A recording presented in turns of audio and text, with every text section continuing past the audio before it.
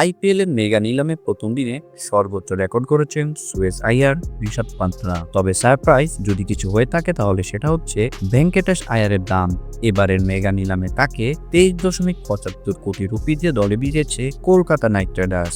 গত নিলামে স্ট্রাইককে যেমন বিপুল বেতনে দলে নিয়ে চমকে দিয়েছিলেন কেকেআর, এবার ভেঙ্কটেশকে সেই বিপুল দামে ফিরিয়ে চমকে দিয়েছে তারা।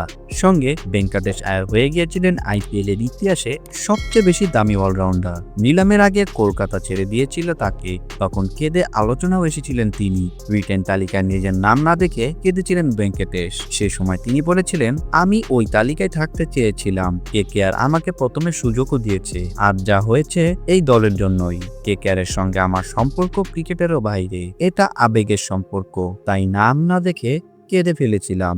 নিলাম থেকে ভেঙ্কটেশকে দলে নেওয়া হবে সেটা আগে থেকে ঠিক করে রেখেছিল কলকাতা কর্তৃপক্ষ। প্রথম থেকেই তাকে নেওয়ার জন্য দর রেখেছিল ডিফেন্ডিং চ্যাম্পিয়নরা। ভেঙ্কটেশ নিজের ন্যূনতম দাম রেখেছিল 2 কোটি রুপি। কেকেআর এবং লখনৌ সুপার জায়ান্টের মধ্যে দর হাঁকাহাঁকি চলে কিছুটা সময়। ভিডিওটি দেখার জন্য অসংখ্য ধন্যবাদ।